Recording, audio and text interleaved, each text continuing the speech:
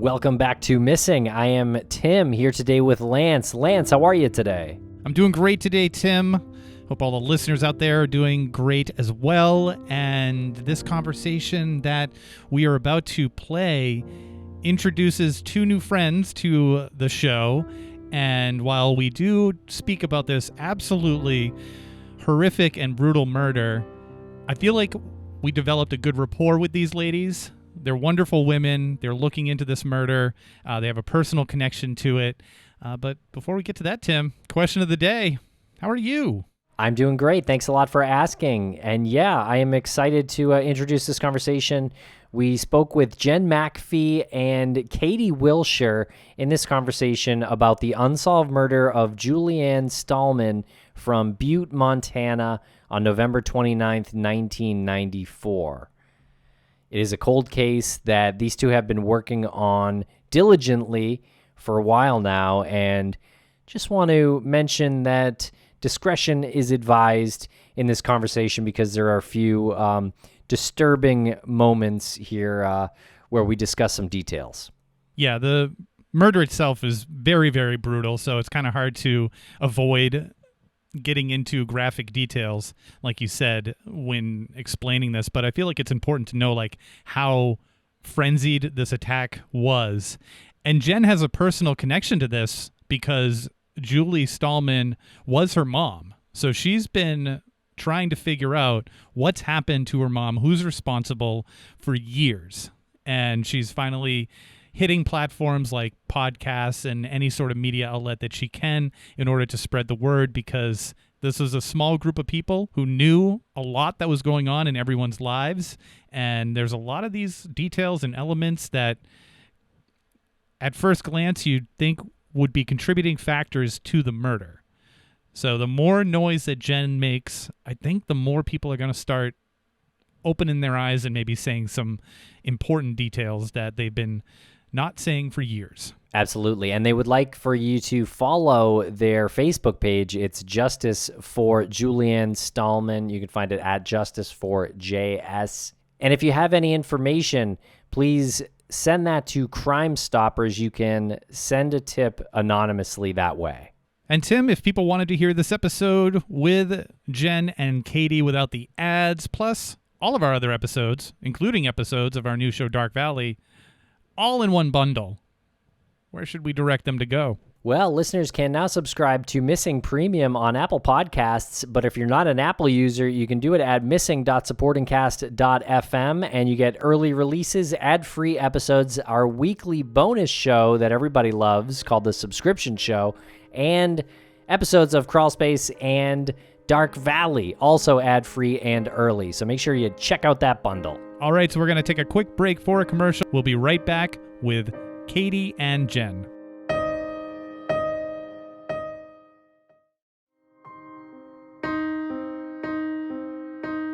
Welcome to the podcast, Jenn and Katie. How are you both doing today? I'm doing great. Thanks, guys.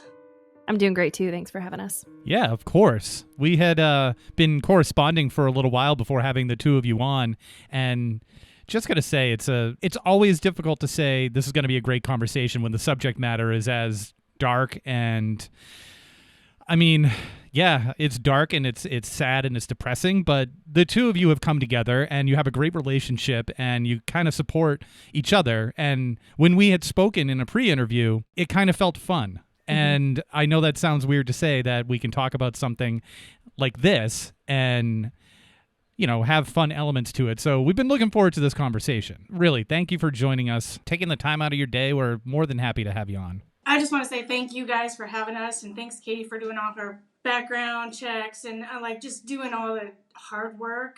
I feel like I don't do a whole lot of hard work on my end because I kind of have everything and know a lot. And so thank you for doing all the prep and getting Lance and Tim involved. Like, I'm super excited about this, and I feel like anytime I can get my mom's case out there and her story and my story, I feel so blessed and appreciative of any help and advice and ideas that I can get my hands on.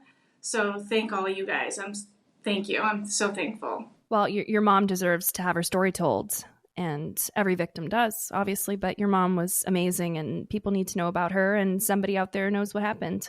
And the only way we're ever going to find who that person is by doing things like this and getting as many people and as many ears on it as we can possibly get. So I'm glad to be here, and thanks for letting me in to your story and your case.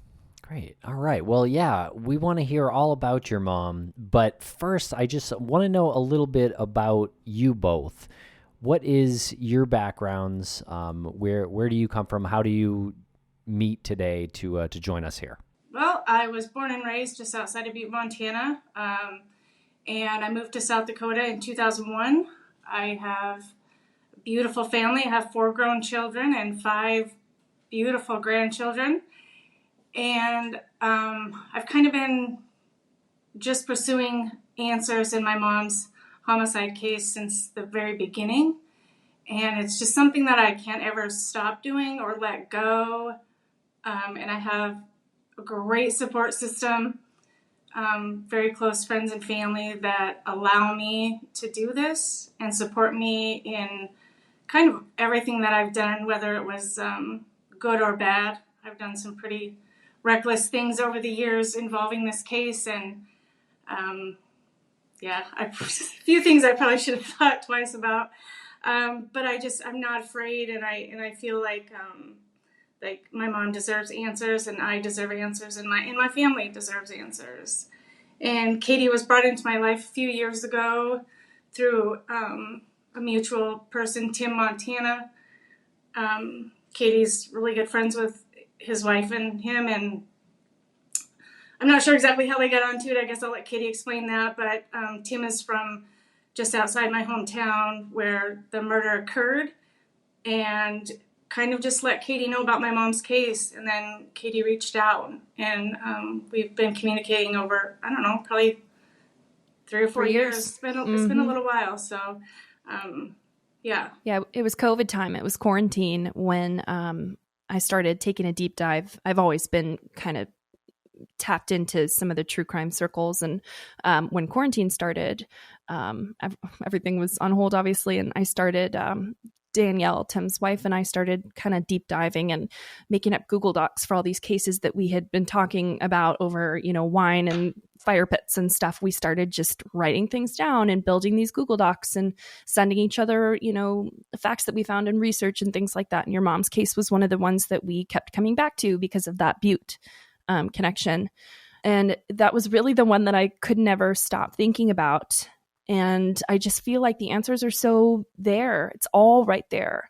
It's just going to take, the right series of dots being connected for the answer to reveal itself. But Jenn and I have been in touch since 2020, and she sent me a bunch of case material, and I've read basically everything that there is to read about this case, probably 10 times over. So as much as I can be involved for someone who's not, directly related, I feel really close to this case and close to your mom in a strange way, and close to you. And I feel like I know a lot about your mom, and she sounds like somebody that I would have really loved and probably had a great time with, just like you. So I like talking about her and hearing about her, and I'm glad to be here. Can we explore that a little bit?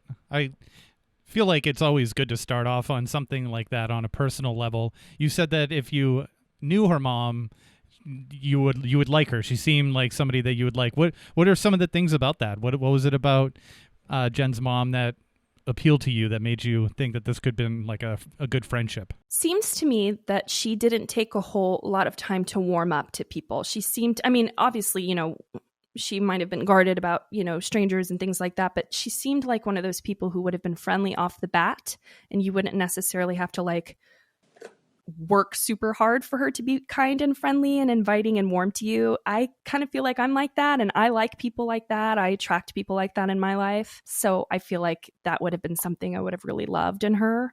Obviously, she was a family woman. I'm a family woman. I have kids. I'm super close with my mom, and I have daughters, and I hope to be super close with my daughters when they're grown, which is hard to think about. But I think there are a lot of admirable qualities in Julie and little bits of her that we can probably all see and, kick-ass women in our own lives.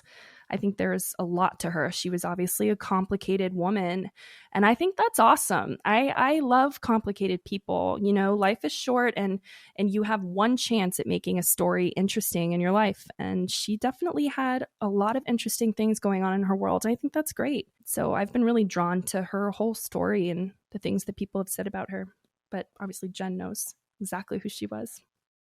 What about your memories of your mom, Jenn?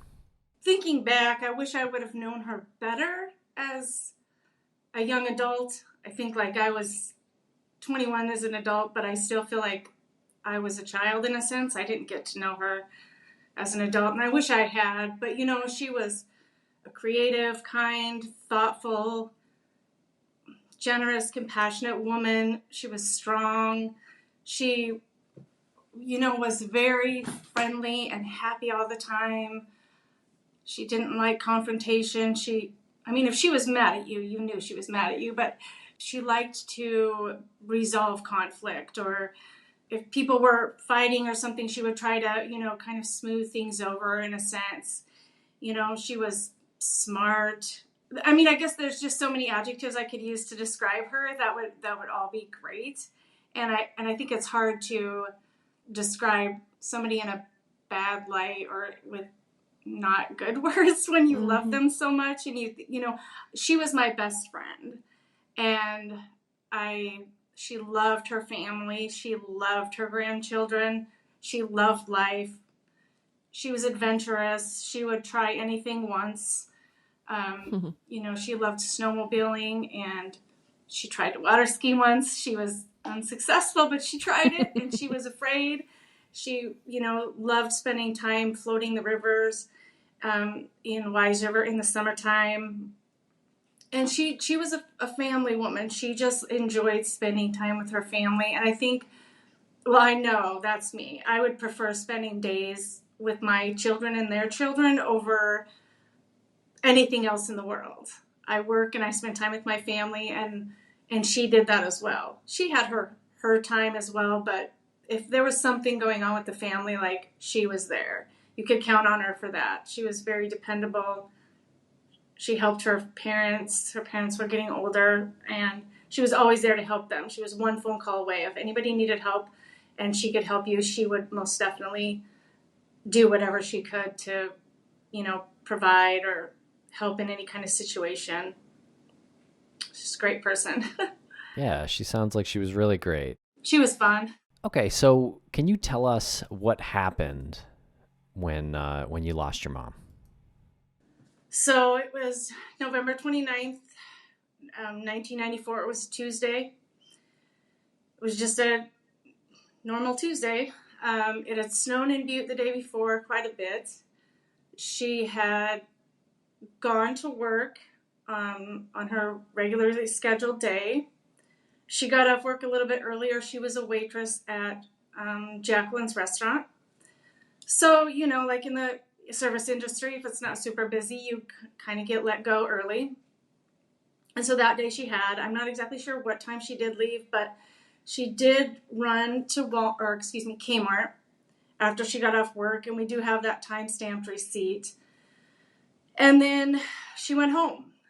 There were reports that she had stopped at a gas station in between Kmart and home, which is just a couple blocks from her house, but I've never been able to find anything that was 100% accurate. So we know she went to work, she went to Kmart, and then she went home. She did wrap a present. That present was sitting on the dining room table. She changed her clothes from her work clothes into just a pair of jeans and a t-shirt and some tennis shoes. And then she ate. She had some leftover Thanksgiving dinner for lunch.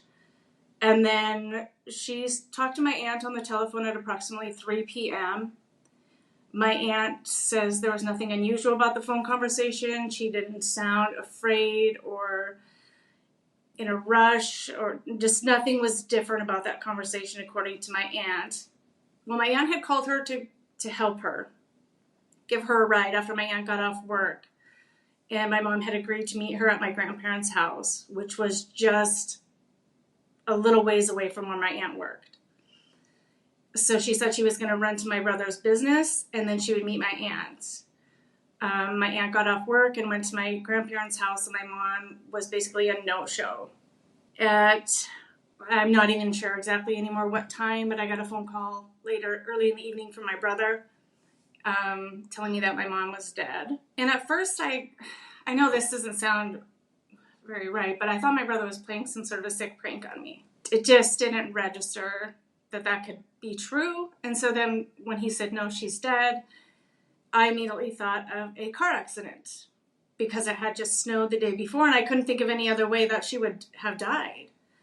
And so I remember asking him how she died, and he told me, I think she killed herself.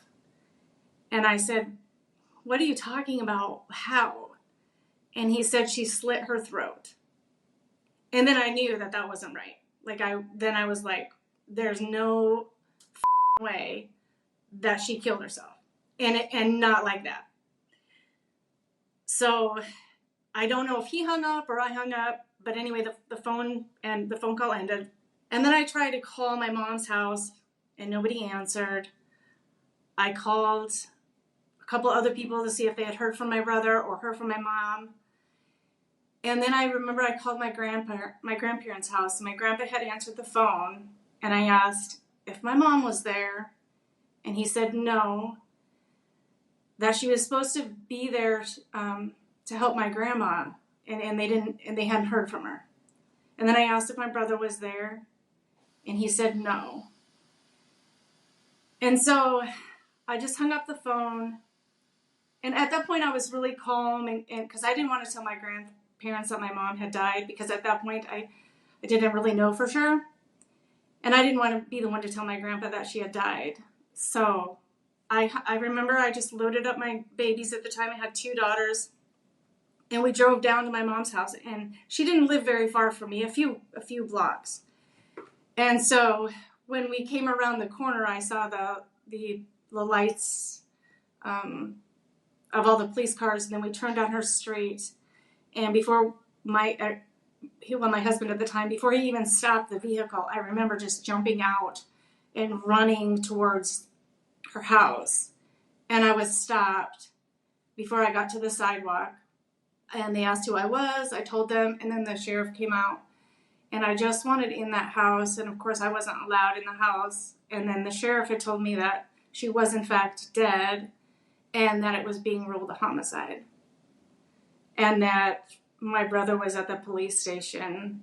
And I remember him saying that since the next of kin had been notified, that they would be releasing her name at on the 10 o'clock news, and so that if I needed to make anybody aware of the situation, that I had until 7 o'clock, because the news crews, they were actually down on the corner of the street by the time I got there. And so then I just went home, and I tried to contact as many people as I could before anybody saw it on the news, and especially my grandparents, because they religiously watched the 10 o'clock news.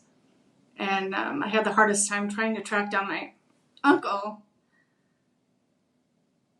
because I needed him to tell my grandparents, because I knew that it would just break their hearts into a million pieces. And I didn't want to be the one to do that. And so he did. He told them. That's understandable that you didn't want to do that. It was the saddest thing, seeing my grandparents when I walked into that house that night. And so what happened after that? Did you go to the police station and give an interview? Did they want to talk to the family and gather everybody together? Like, how did the process start of making sense of everything? I just remember telling everybody that that's where we would meet, would be at my grandparents' house. Once I got a hold of my uncle, and I knew that they knew. And so I think I got there like just after 10, and everybody just kind of started coming there. I remember there was phone calls in between. I called my mom's siblings, my stepdad. I called him. I just tried calling as many people as I could. And we just gathered at my grandparents' house that evening, and my brother, I think he got there a little bit after I did. I know I went to the police station the next day, and they must have initiated it. I can't remember. Everything's just kind of like a blur of like, because there's so many people and so many questions and so much planning to do. Even though I didn't do the planning, my grandfather did all the funeral arrangements and things like that. And I think that, I don't know. I mean, I guess the police must have initiated a conversation, or maybe they even came to my grandparents' house, but I don't know 100% sure. I just remember being at the police station and doing an interview and giving them whatever information I could that they had asked for. It's such a chaotic time, and so many people wanting answers and wanting to be involved. And, I remember my grandfather when because they did the autopsy, so they sent her body to Missoula, and my grandfather was very Catholic and kept wanting to like find out when she was going to be back to the funeral home because they needed to get her buried. And so when she did, I don't know, when the funeral was Saturday, visitation was Friday night. So I think everything was it seemed pretty quick.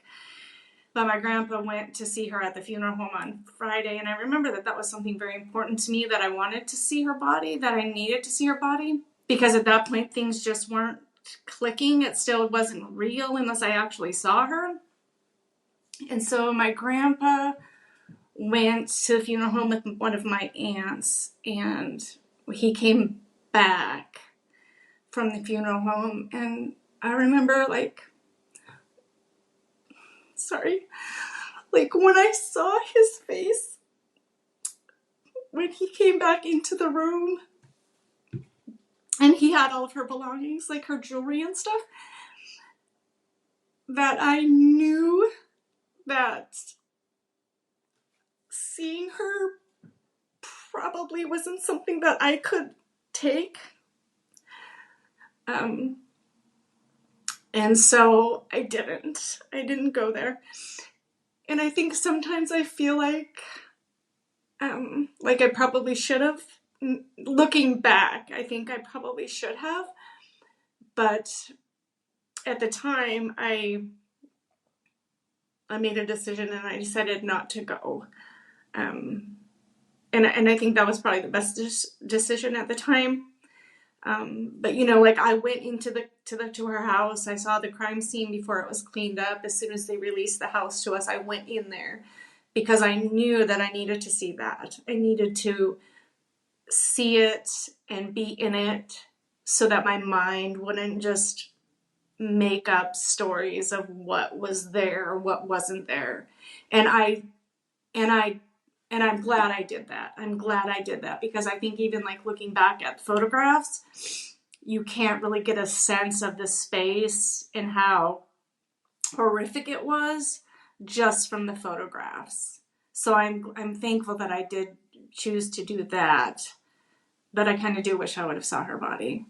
And we'll be right back after a quick word from our sponsors.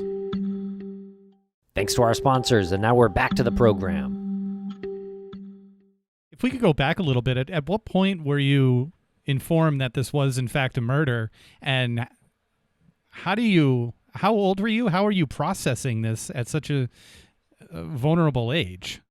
I had just turned 21 the month before, and so as soon as I got onto her street and the sheriff came out, the sheriff told me that it was a homicide. I didn't quite process what the word homicide meant, even though I knew what homicide meant. It just wasn't clicking in my brain at first because I could not imagine who would have done it and why. But I do remember saying, and it is in the police report, that I said something on the lines of, "That bitch did it." And I was referring to Jamie LaProuse. So immediately after he told me, it clicked in my brain what a homicide meant. The only person that my mind thought could have done this or had anything to gain from her death would have been Jamie LaProuse. Okay, well, you brought up Jamie, so Let's talk a little bit about her. Who is Jamie? So my mom at the time was dating a man named Brian Skinner and had been dating him for 4 years. And Jamie LeProuse was a young girl that Brian Skinner had been having an affair with for a long time. My mom was aware of Jamie LeProuse, and Jamie LeProuse was aware of my mom. Brian Skinner admits openly that he was dating both women, and his story kind of varies on who he was actually dating at the moment. When my mom died, he says he was dating my mom, and then, in another sentence, he says they were broken up. However, he did spend Thanksgiving with my family and my mom, which was just 4 days before she died. And Jamie LeProuse and my mom had some communication, through telephone calls. It appears that Jamie LeProuse had written my mom some cards, at least one card that I do have. But I believe there are others that the police department does have. So there was communication between the two of them. Neither of them was happy about the other one. I will say that Jamie LeProuse was quite a bit younger than Brian Skinner, quite a bit younger than my mom. She was only in her 20s when my mom died. And Jamie and Brian are actually married to this day. They stayed together, from 1994 when your mom was killed to up until this day. And shortly after that Oxygen show aired an episode about your mom's case, we understand that they actually got married very shortly, almost immediately after that episode aired, which, could be inconsequential, but it's just a part of the story that might, be worth mentioning. They are still together. Yes, they are together. They got married shortly after their after their interview with Paul Holes. They interviewed in June of 2019 and then got married, I believe, in the fall of 2019. And your first thing that you said when you were told this about your mom, when you arrived at her house, was that bitch did this. What made you say that? Other than the interrelationships that were going on.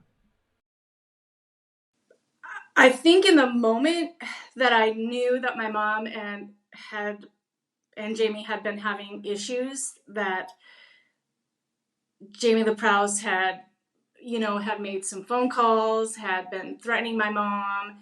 And I knew that was, at least to my knowledge, that was the only person that my mom was having issues with. And so I think that's why that came to my mind in the moment. I didn't think of Van Stallman and his wife. I didn't think of anything like that. I had known that Brian Skinner had been, in a sense, I don't want to say stalking my mom. In the summertime, she had been coming back from Wise River, and he was going out to Wise River. So there's a canyon. It's a 2-lane canyon between Divide and Dewey, Montana. And it's a very narrow road. And she was coming in through that canyon back to Butte, and she passed him. And he's got at that time, a very distinctive car. So she knew that he was on his way out to Wise River, and he doesn't really have any business out in Wise River, except to see if my mom was out there. And he openly admits in his interview with Paul Holes that he was driving by my mom's house and that he had communication with Van Stallman or Sherry Stallman or whatever. And so I think looking back at some of those things, it makes me suspicious that he was doing a lot more checking up on my mom than I knew at the time. But at the time I knew that he had been. And so, I knew that Jamie LeProuse and my mom had issues. And I thought the only person that could have benefited from her death would have been Jamie LeProuse. There were a number of players in this too. Besides Brian and Jamie, there was Julie's ex-husband, Van Stallman, your former stepdad at the time, who had remarried since their split to a woman named Sherry Stallman. Both are now deceased. And at the time, your mom was still seeing Van occasionally, though it appears that her, boyfriend or, partner at that time was Brian Skinner. She was still seeing Van Stallman on occasion.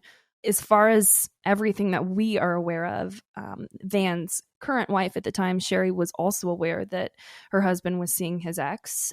She actually confronted Julie quite violently. Was that was at the Wise River Club, wasn't it?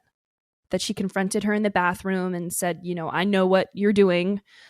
Stay away from him, that sort of thing.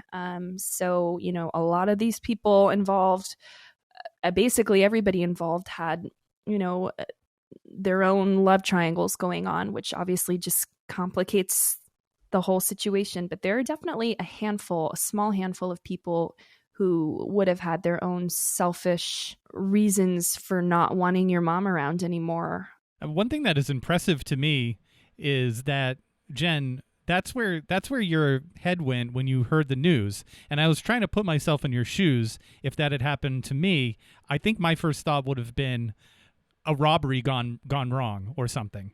I wouldn't have gone directly to an individual, which shows to me how much those relationships resonated for you.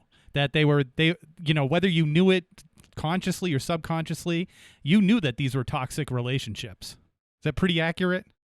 Yeah, for sure. And in that moment, like I said, I think that's just like the only thing that came to my mind in that split second. And for the longest time, I didn't even remember that I actually said that until, reading back the police reports and things like that. And that, and then she actually, whoever the police officer was, I can't remember her name, but she actually puts that in her report that I said that. And again, like, it was the only person at the time that I thought could have, had anything to do with it. Because I thought, who would have wanted to kill my mom? She was, like this little tiny barely 5 foot 1 inch tall person, 127 pounds soaking wet. And then when I realized the brutality of it and how horrific and violent it was, that makes me think a lot harder about who could have done it, because it's like, how do you do that to such a tiny little person? How do you do that to anybody? But it really isn't I really can't imagine it taking a whole lot to hurt her. She was little. She was just this little person. And so it's like, to have that much hatred and to cause so many violent injuries to a person, like, why do you have to go above and beyond like that and make it such overkill? Just do it and be done, and I will say that, so up until today, just this afternoon, I read the entire autopsy, and I'm not sure why I read it today. I think I just wanted to try to make sure that I knew exactly the injuries and how bad it was, because up until today I hadn't read but just a little bit of it. And so there's a lot of things in that autopsy that I'm like, she fought so hard. I can't even imagine. And I always imagined it was quick. I imagine it was quick. It probably didn't take that long. But the amount of injuries and the severity of the injuries that happened to her make me physically ill. And I think when I first read just a snippet of the autopsy, when I got it back in January, I read a few lines and I did get physically ill. And I thought, okay, this is too much for me. When you stab somebody in the neck and it comes into their mouth, the heartache and the pain that created for me, it just left me broken. And so today I read it, and it was brutal. It was brutal, and it hurts my heart, and it makes me sad that somebody hated her that much, that they could cause that much damage. And I don't know why you would want to erase somebody's existence off the planet over anything. I don't know what or why, and I feel like that's what's keeping me going, is because I need to know the who, because I don't think I'll ever know the why. Yeah, I think I've read the autopsy a couple times from start to finish. I think obviously you're right. The number and severity of the injuries, and it wasn't just stab wounds. There was some show of neck compression. She had a lot of bruising and different things like that. I think what that screams to me is that she put up a hell of a fight, which I think tells us something about her, which we probably already knew, but it might also tell us something about her killer. I think it's clear from the autopsy when you read each description of each wound, like numerized like that and described like that. It's pretty clear that whoever this was, for whatever reason, was not able to physically dominate her effortlessly, quickly, completely. This dragged out. There were multiple locations that this fight took place in. It started by the fridge. She made a break to exit through the doorway that connected the kitchen to the dining room. We have a handprint and blood on that door frame. Some blood evidence that she did make it out of the kitchen and into the dining room and then was dragged back in. She had buttons ripped off of her blouse, and some were broken, and she had hair between her fingers. She put up a hell of a fight, and this person probably would have been injured themselves. I mean, we've seen this in other cases. Anytime you're using a sharp object, especially when blood is involved, you're likely to injure yourself. And she had a lot of defensive wounds. I think it's important to remember that this probably wasn't somebody who effortlessly overpowered her. I think there would be a lot less injuries, maybe more post-mortem injuries, which we didn't see. I mean, all of these injuries were pre-mortem injuries, peri-mortem injuries. She was alive, fighting for her life with all of this. I think that says a lot about the control over her that the killer did not have, which is interesting and not super expected with, like you said, such a small woman. I think it would be more explainable if there were less injuries. That's always been something that's jumped out at me. It seems like the killer had a really hard time holding on to her. Yeah, that's a really interesting point you bring up, because that also maybe implies that this was somebody who was close to her in the sense of she knew them or they knew her, and not like a random somebody who had broken in and it was a robbery gone wrong. Because those types of people, to me, are ones that they're not going to be as reckless in their criminal acts when they happen. You know what I mean? Like if it was a robbery gone wrong and the person who is trying to, I don't know, like fight off the homeowner, I certainly don't think is going to stab them so brutally and so viciously, Well, and what would be the incentive? Say I'm a convict who's breaking in. I say I see a woman at the gas station or at Kmart, or I just stumble by a house and I'm interested in breaking in and stealing her stuff. We know that there was no sexual assault, so that wasn't the motivation. And if it was the motivation, it didn't get anywhere close to that. She was still fully clothed and no evidence of assault like that. So say I'm a convict and I'm breaking into a person's house. I'm most likely injured myself in this attack. I see my potential victim running away from me through a doorway that's going to put distance between them and me, my injured self. I'm hauling ass out the back door and getting away. If I'm a stranger to this person, it's going to be hard for them to identify me. The fact that they felt like through the risk to their own life, this person was probably not in a bubble suit.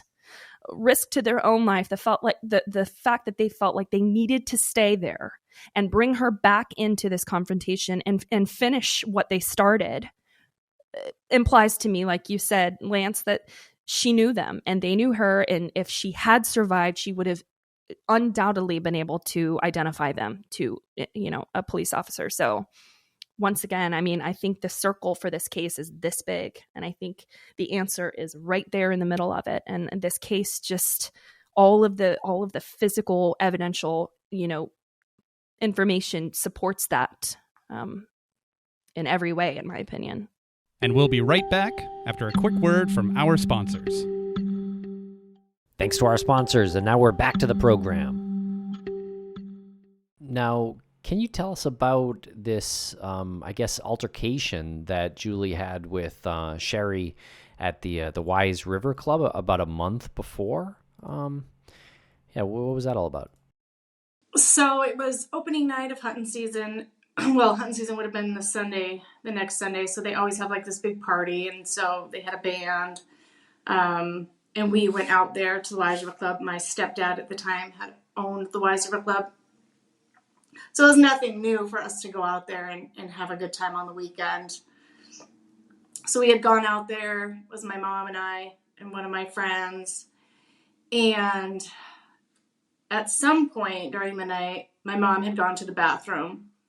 And Sherry had followed my mom into the bathroom and closed the door behind. She walked into the bathroom. It was only a single stall bathroom.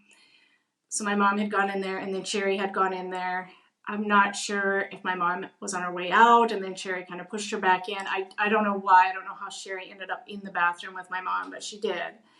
And she told my mom to stay away from her husband or she would cut her head off.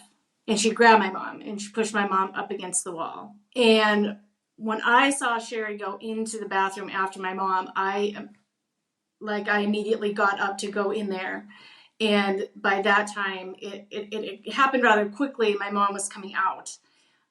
Sherry had already come out past me, and I went to make sure my mom was okay. And my mom explained to me everything that had just happened.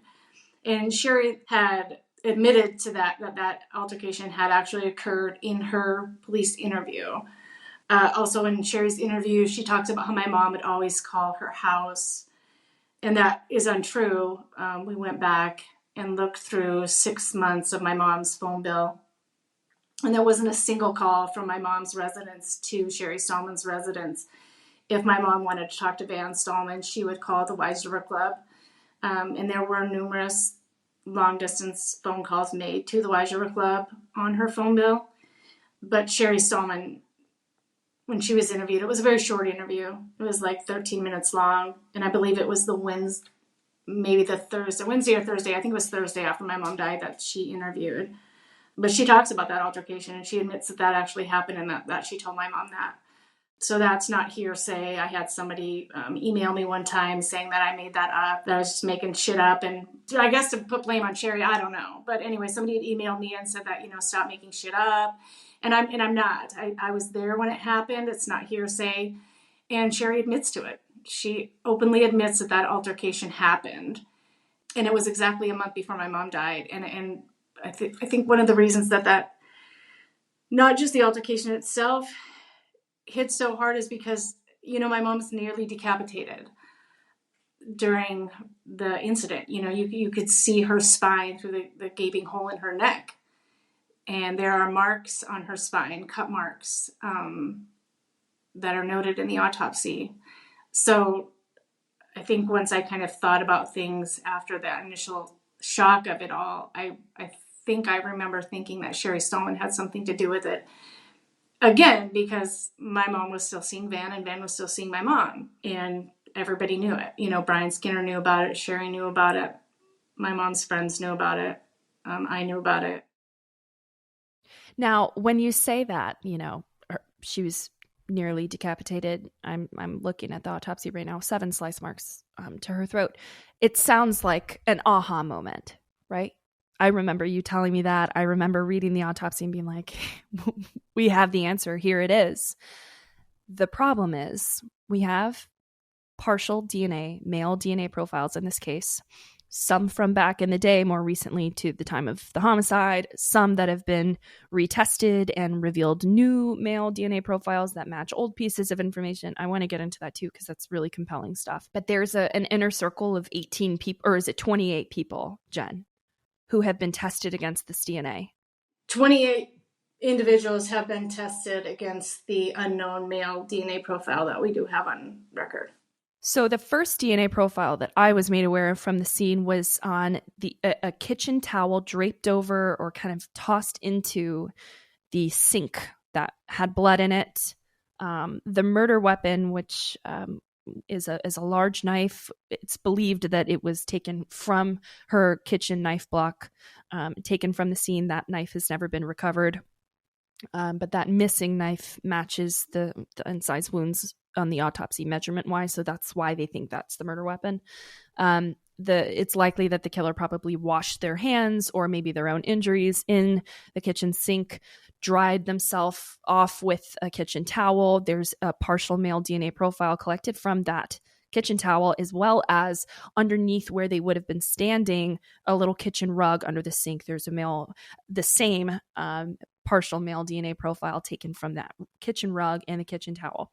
And then years later, they collect some DNA from the legs, basically the ankle of the jeans that Julie was wearing at the time, because we know that her body was moved at least once. There are two substantial sized blood pools, one a different location from where she was found laying. The second was underneath her at the time that she was found. So we know she was moved at least once because of that pooling. So it's believed that the killer pulled her from her jeans or her shoes.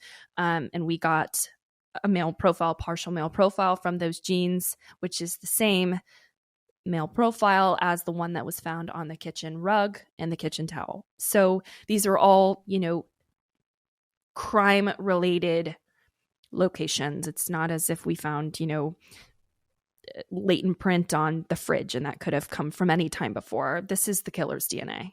And it's not matching to anybody in that 28-person inner circle, which is wild. And the DNA is at Othram right now. Is that right, Jen? It's still being sequenced out to get a more exact profile information? As far as I know, yes. The last update I had on that was back in April. They had been working on some stuff, trying to get it sequenced out to enter into the genealogy databases. And at that point, they hadn't been able to get it out any further. But to my knowledge, they are still working on that. I haven't talked to anybody at the Butte Police Department since April. I would assume nothing is new since April. Well, that's good to hear that the DNA is with Othram. As far as we know, they're the best in the business at doing what they do. So I think you're in good hands there. Can we talk about the letter real quick? What is the story with this anonymous letter that was delivered to Brian Skinner? I received this. I got this letter. So it is postmarked June 26th. Oh no, excuse me, July 26th, 1994. It's a typed letter, and it basically reads it's addressed to Brian, and it's talking about what a great person he is, what a wonderful man he is, and how we don't want to see him hurt. And it's basically talking about when, over a weekend, when Brian apparently was out of town, that my mom was seen at the Wise River Club. Do you want me to read it, Jen? I think it would be good to have it read. Yeah, sure. You can go ahead and read it, yeah. So just for posterity, this letter was mailed to Brian, we're assuming, right? And then how did you come by this? So after my mom had died, Brian actually gave me this letter. And I had the original letter in the envelope for many, many years before I turned it over. Well, the police department knew I had it, but for some reason I didn't want to just give the whole thing up until probably maybe 8 years ago. I actually gave it to them because then I was thinking, okay, maybe we can get a DNA profile off of the lick part of the envelope. Because it was like, technology kept coming and we kept getting all these new advances and stuff. And I thought, let's test this envelope and see who the hell wrote this. Like, who was stalking my mom to the point where they wrote Brian a letter, typed it out on a typewriter, and sent it to him. It says, so this is 4 months received from Brian 4 months before the murder. It says, Brian, you are a wonderful man and we don't want to see you hurt. You deserve someone who will love you and who you can trust. Someone who won't cheat on you the minute you turn your back. Love is blind. You should open your eyes and see what a conniving, lying bitch you are dealing with. You deserve better. Ask Julianne where her car was Saturday night and Sunday. Maybe she'll tell you the truth that it was parked behind the Wise River bar. How convenient that her ex-husband's truck was parked in front of the bar all night. Maybe he walked home. When the cat's away, the mice will play. When you are away, Julie will hit on anyone. Haven't you wasted enough time on that slut? Hasn't she hurt you too many times already? Why can't you see her for what she really is? She doesn't love you, even though she tells everyone she does. She's not capable of love. She uses people. She cares only for herself and what she can get from people. And she doesn't care who she hurts along the way. Maybe when you know where she spent the weekend, you will finally see her for the bitchy slut she is. We feel you had the right to know. When I first read this, I knew it in my bones, and I know it to this day. A woman wrote this. There is no doubt. It could have been one of probably two women in the story. It was probably Sherry or Jamie. You know, obviously that's all just guessing, but those are the two women in her life that would have had the most motivation to write something like this.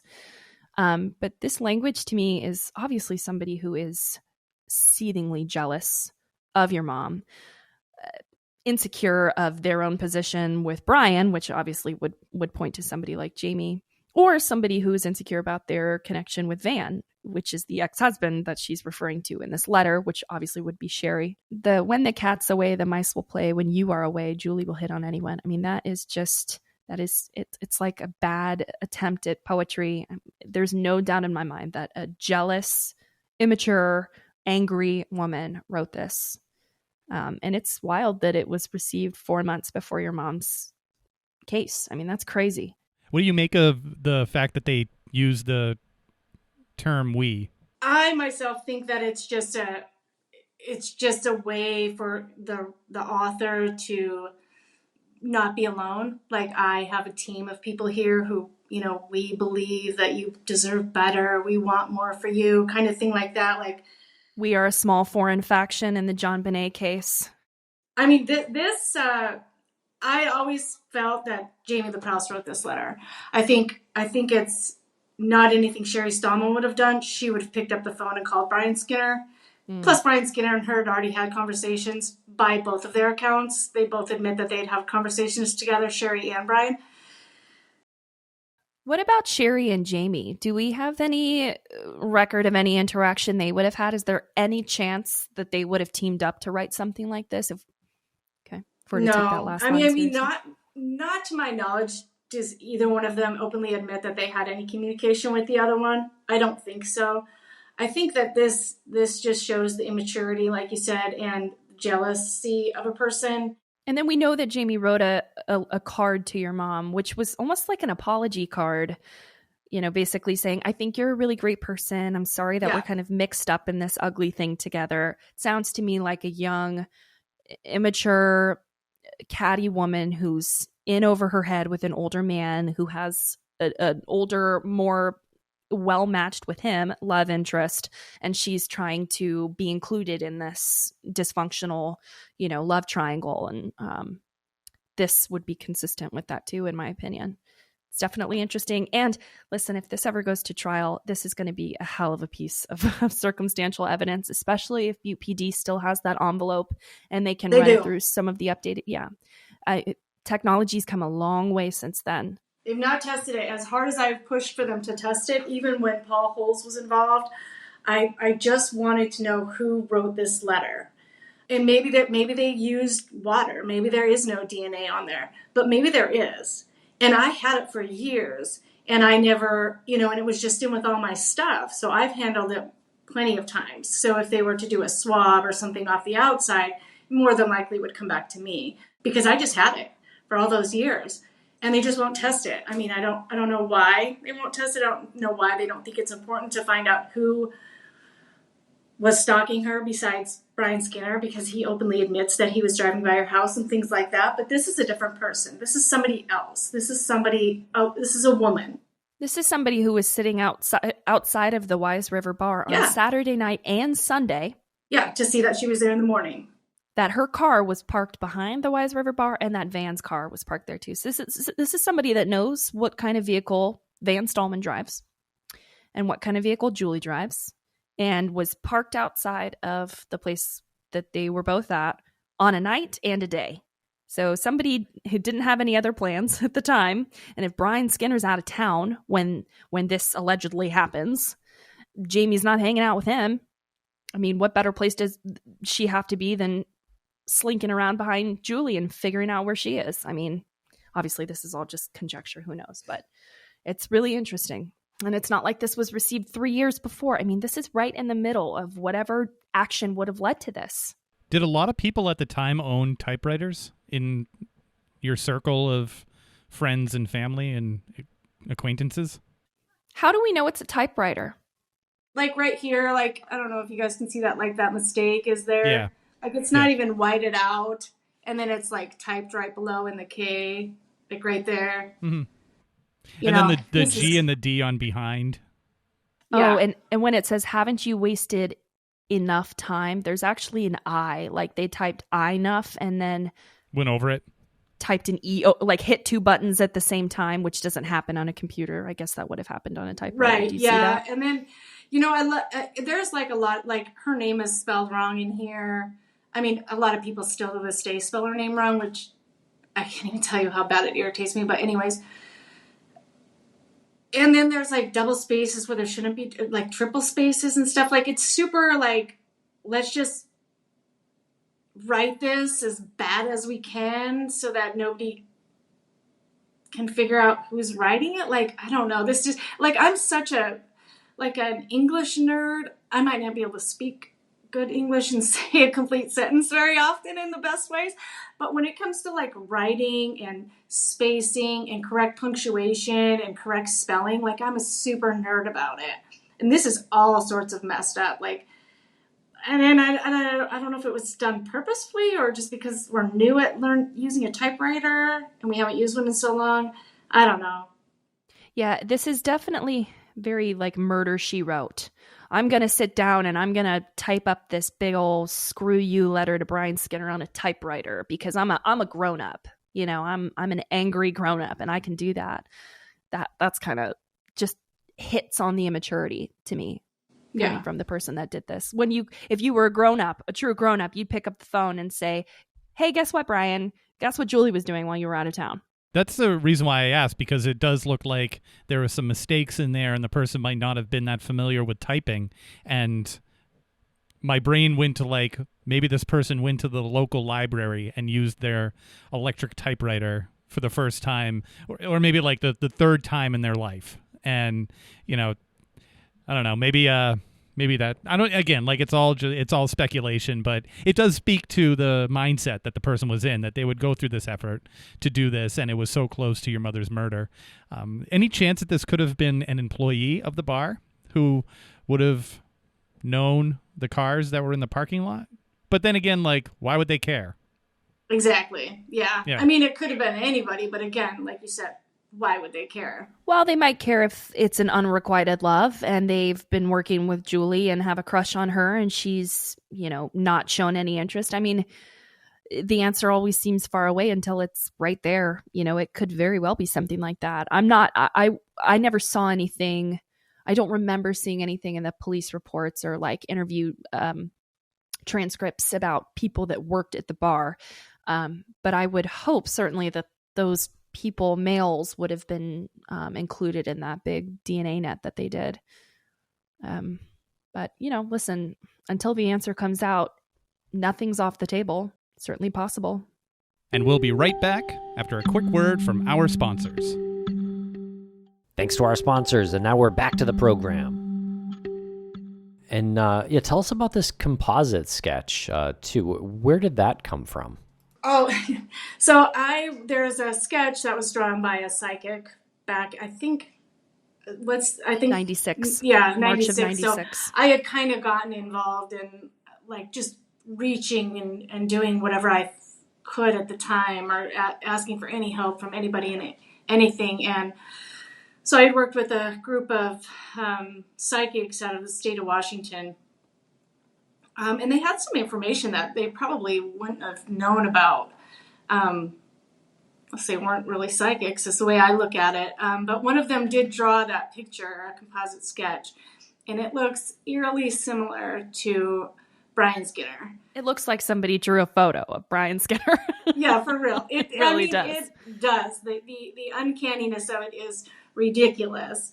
So if anybody would if you put that on the news, I suppose you would get a lot of people that would say, "Oh my God, that's Brian Skinner." Is this out? Is any of is a copy of the letter out? Has that been released anywhere? Is this composite sketch anywhere where people can see any of this stuff?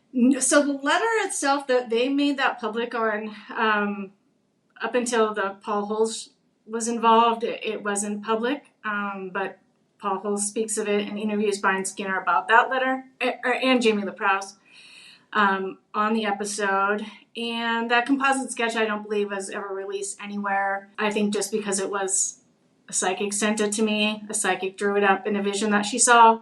And it looks just like Brian Skinner. So I think I've always felt like I don't need anybody else telling me it looks like Brian Skinner, because it literally looks like Brian Skinner. And this psychic had no idea of what Brian Skinner looked like, right? No. I don't even know that. I mean, no, I think the only pictures I've ever had or seen of Brian lately have been on Facebook, and up until that point, I mean, I guess I have some pictures of him and my mom, but none of those were made public back in 96. Facebook wasn't around back then, and I didn't have any kind of social media or anything like that back then. And nothing was ever like published in the newspapers or anything like that. I think there's just photographs of her, and then I'm not even sure if there was pictures of me back then that early on. But in the newspapers there was photographs of my mom, and it was mostly just a standard picture of her at my wedding. It was just kind of her by herself. That was kind of the picture that they always posted. There was an article, I'm not exactly sure when, but there was a bunch of different pictures of my mom. I don't think at that point it was 96, and I don't think there's any of Brian in that newspaper article either. I do remember really keeping a lot of stuff really close and not giving out information, because I knew that if I had given out too much information or the wrong information, that it could really hurt the case, because there was obviously certain things that had happened inside that house that only the killer would know. And I knew that from the very beginning that I had to really watch what I said and who I talked to and how I shared information. And I think I've been really, really good over the years about that, until recently, where I'm thinking, I guess it doesn't matter what I say. There are still things, obviously, I wouldn't say to hurt the case, because I don't ever want to do that. But being more open about how things have been handled and where things have gone or where they haven't gone over the years. Speaking to that, are you, if you are, you obviously shouldn't say what that evidence would be, but are you aware of any holdback information that the police department is keeping close? Are you aware if they have any? I think at this point, there's probably not, because the things that I had always really kept big secret about was her diary being gone. Her diary has been missing ever since she died, and I never released that information. But the police, the police released that information with Paul Holes, and so they made that public. I think things like the knife never being recovered, that's kind of always been, I think in the beginning that wasn't kind of known, but then it kind of came out later that has never been recovered. So at this point, I don't think that they have any information that I don't know about, or that they are holding really close to the cuff. And if they do, they've held it from me all these years. But I've been so involved and so in everything, I guess I would be, well, you know what, there probably are maybe some things. There was something that I learned when I was doing my interview with Paul Holes. I didn't even know that they had this information until Paul Holes presented it to me. Are you comfortable sharing what that was? Yeah, I'm okay with it. So during my interview with Paul Holes, we were sitting across from kind of across from each other, and he slides on this coffee table. He slides across this picture. It was a copy. It was a copy of a copy. And he said, "Do you know who wrote this?" And as soon as I looked at it, I knew that I had written it. And I said, "I did. I wrote that." And he said, "What does it say?" And so I read the words that I could see on it. And he says, "No, if you authored that, what does it say?" And I was like, I don't know what it says. Like, I did that 27 years ago. I don't know what it says. And it really was it was pivotal moment in the interview, I think, because it was a letter that I had written to Sherry Stallman. And it was kind of a psycho letter, if you will. And when I said that it was me that authored it, the whole room, everybody was like, like you could feel the air just being sucked out of the room. And at the moment, I was like, what the hell? Like, what's the big deal? I didn't even know they had this. I didn't know Sherry had turned this into the police department. Anyways, it was a real psycho letter. It was cut out of magazines. It was words cut out of magazines. It was glued to this piece of paper. And I barely remember doing it, but I did it with my best friend. And it says something similar about, like, I know what you did. It's just something super random. So we took a break shortly after that. And then I went over to the hair and makeup chair, and she was like, "Are you serious? You wrote that?" And I said, "Yeah, I did. You know, I was 21. I was losing my mind. I don't know why I wrote it. I was consumed with grief and anger and a million different things. Like, I can't explain it. I don't even barely remember writing it." And she was like, when they showed that to Paul yesterday, he said that he's only seen that one other time in his career. And the person that did that was the killer. And I said, "Well, girl, I'm not the killer, but that is some psycho stuff, I will admit." So I got myself 86 out of production after that, because after that interview, I had contacted the producers and I said, "Hey, can we not show that?" It's not that I did it. I'm admitting I did it. I didn't know that they had that. I didn't know Sherry turned that into the police department. But I don't want that to be like some sort of a thriller for the episode. Like, I don't want them to show something like that and be like, as a tease. You know what I mean? Like, that crazy letter that I wrote, if they showed that as a tease, that would take away from the reason that I was doing it anyways. And so I didn't want it to be part of the show at all. And I requested that not be part of the show. And they said, "We can't guarantee you that won't be in the cut. You know, we just can't guarantee that." And I said, "Well, please just understand that this is my trauma. This is my family's trauma. And this isn't for entertainment purposes, but I see how it is for entertainment purposes.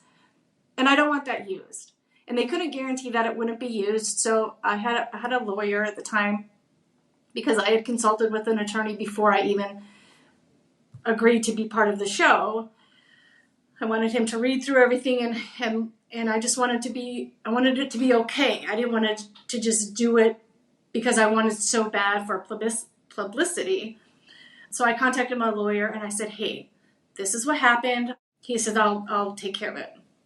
And so he sent a letter to production, and I was 86 after that. I was done. I didn't film anymore. I wasn't, I was just cut. And looking back, I'm okay with it, I guess, but it didn't fit their narrative, I guess. And that was upsetting, because I watch all these shows. I listen to all these podcasts. It is entertainment.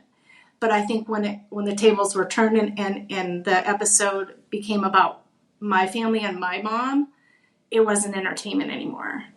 And I just didn't want the focus to be on what a psycho I was at 21 versus what happened to my mom and who killed her. Yeah, no, that's totally understandable. And actually, it is so irritating to me to hear that. That is completely reckless and really, like, honestly stupid on the part of Paul Holes to look at that the day before and then announce to the crew, "I have only seen this one other time, and that was when the person was the killer." If you did this to your mom, you would have been caught. Yeah.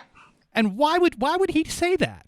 Why would he say that to the crew so that everyone could have this reaction, I guess, to him? And then the sliding of it over the table, it's completely irrelevant. It's you. It's cheap. As a 21-year-old who's suffering the loss of the brutal murder of her mom, who, oh, wow, you flew off the handle for a minute. Holy shit. Like, now we're going to bring this up on television? Get out of here with that. Stupid. The only other time I saw this. Shut up. I mean, it was so crazy because at the moment I saw it, and for a split second I thought, okay, I'm gonna fucking lie. I don't know who did it. But then I was like, okay, I'm sitting next to Paul Holes, and I was like, okay, that was me. But I didn't think it was that big of a deal at the time. And then, like I said, like all the air just got sucked out of the room. It was like, it was all this camera crew and the lighting people and the producers and everything. And it was so like, I was like, yeah, that was me. What does it say? Well, you can see what it says. I don't know what the rest of it says. Don't you know? And he's like, this is what I have. Like, and it's kind of folded so you can't see all the words. And I'm like, I don't know what the fuck it says. I don't know what it says. Well, why did you write it?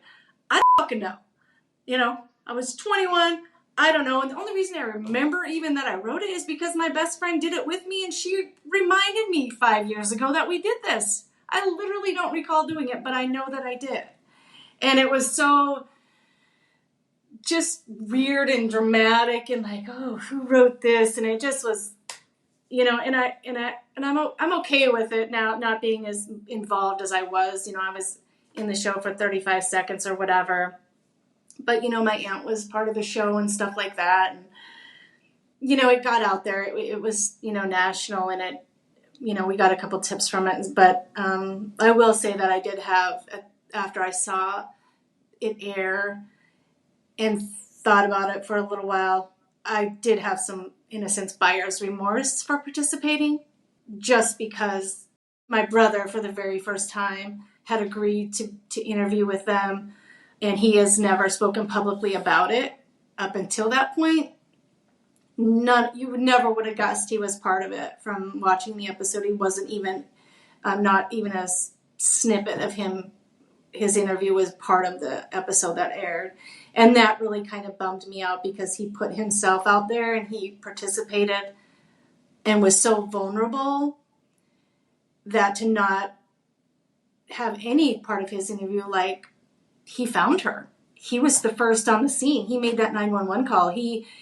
He's been behind the scenes this whole time. Like, he's never agreed to anything before, and to not share his side of the story or anything about him really, really upset me and kind of hurt me and hurt him. It really hurt him that he wasn't involved in the actual airing of it. I do remember watching the show, the episode, and thinking that there were definitely some pretty compelling interviews that came out of it, which in hindsight, now that I've watched it like 1,000 times, I'm glad to have seen Brian and Jamie and just kind of the way that they are, the way that they speak about this. I think Brian would probably agree that he maybe didn't come across as well in the episode as he would have liked, I'm sure. I think Paul is a great interviewer from the things that I've seen him do. And I think there were a lot of kind of like words in between words in a lot of the interviews in the episode, which I think is good. When this case comes to a resolution, I'm sure we will have a different lens looking back on things like that. And there might be things within that episode for us to pick up on, things that maybe we missed along the way, things that everybody missed along the way. So I'm just always curious to look back when we do get answers and see how that episode lives on in that light. It's going to be interesting. I think there was a lot of, in a sense, especially when I watch it back, there like victim shaming. And I know that my mom put herself in a situation and put herself into a light of not being liked by other people, other women, for numerous reasons. But let's not shame her. Let's not shame her for the things that she did when we are accepting of, let's just say, Brian Skinner admitting that he's slept with a lot of women at the time. He's bragging about how many women he had at one particular time and acting like he's so great because he's got all these girlfriends. Okay, my mom was a grown woman. She was, in a sense, single. Brian Skinner had girlfriends. Van Stallman had a wife. Like, let's not just talk about how she was doing bad and how she was, doing something wrong when they too were doing the same thing, but we're not talking about them. We're not talking about how immoral they are behaving, but we're talking about a woman who is dead, who lost her life, who had people and friends that cared about her dearly, and we're talking bad about her. Brian Skinner and Jamie LaProuse speak poorly of her. They say not nice things about her. And I'm the type of person, like, yeah, I might not like somebody, but I don't think that I could ever speak poorly of the dead for any reason, no matter how much I dislike them or how they wronged me. I could be wrong, but at this point in my life, I'm not going to speak bad about somebody that died. Nor am I going to hold my mom on this super high pedestal and act like she didn't do anything wrong or act like she was perfect, because she wasn't. Right. She was human. Well, nobody is. Nobody's perfect. And, Right. and it's not just perfect people that are deserving of justice and answers and closure and things like that.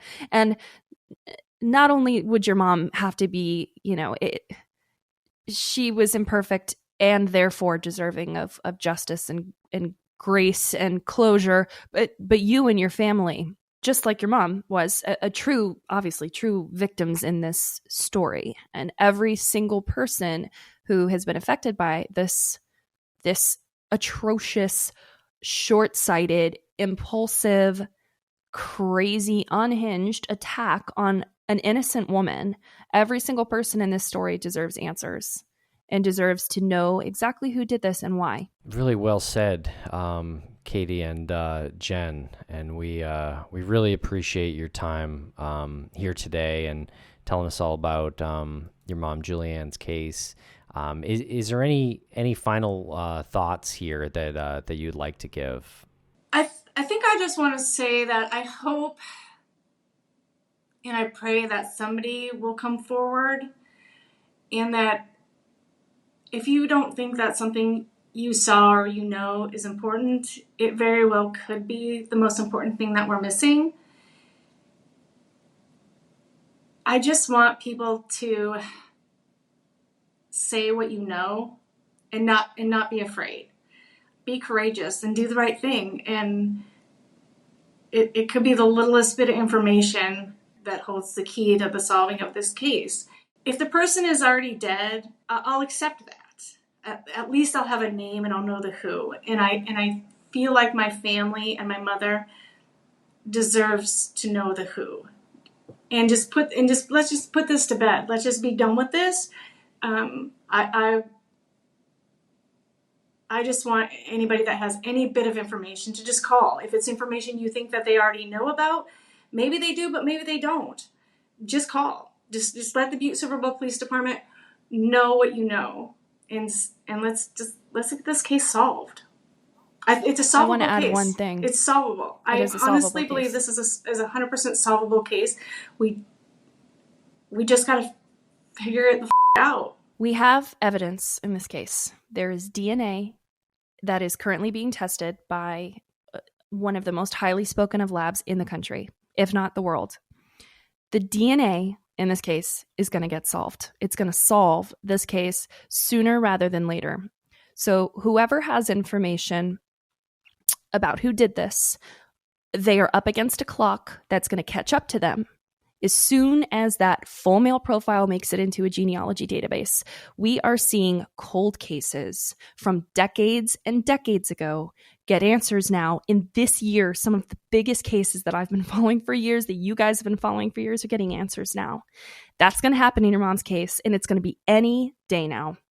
And so if someone's holding on to information that they know is missing, they are betting against a clock that they are going to lose against. And the police and you and your family and a judge and a jury are not going to have any sympathy for somebody who sat on information that could have solved a case for this long, and it's going to come out. And so anybody who has information, whether you're involved in this or not, if doing the right thing isn't enough of a reason for you, save your own ass and beat the clock. Because there's DNA. We're going to get an answer one way or the other, and you are going to be looked more favorably upon if you go and tell your story to the police first, and you are responsible with the information that you have. That's just the bottom line. And if you can't appeal to people's heartstrings, you can appeal to people's self-preservation. and they need to do the right thing for themselves, which is to come forward with the truth before it bites them in the ass. And for those who aren't watching this and just listening to it, you're not seeing Katie's serious face right now, and I am going to give her like family secrets on my end just to appease her, because tell us the truth. That was a serious face. So sorry. No. It's a serious message. It's honest, and it's deliberately delivered, and the face really matched it. So that was my mom voice. I actually was picturing like, wow, is this what her kid, like the discipline that it is. Wow. That's exactly what it looks like. Well done. But thank you. Yeah, very well said. And if there's anything that comes up, any updates in your mom's unsolved murder, please let us know. You're more than welcome to come back on if you have any other information. And is there you mentioned the police, but is there any direct call to action that you'd like to give right here? What is the Facebook page? If people have information and they're not comfortable going through the police department or Crime Stoppers, which they can make anonymous tips through Crime Stoppers, they can also make a fake Facebook page and send a message to your mom's page. Yes. That's happened before, and that led somewhere. And if people are more comfortable doing that, they absolutely should. The worst thing they can do is sit on information. So get it out somehow, however you feel comfortable doing that. Why don't you share your mom's Facebook page and how people can get in touch with you? So her Facebook page is Justice for Julianne Stallman, Victim of Homicide. You can send a message through that. And like Katie said, you can remain anonymous if you want. We've had somebody in the past make a fake Facebook profile and they remained anonymous and got the information to me, and I got the information to the Butte Silverwell Police Department.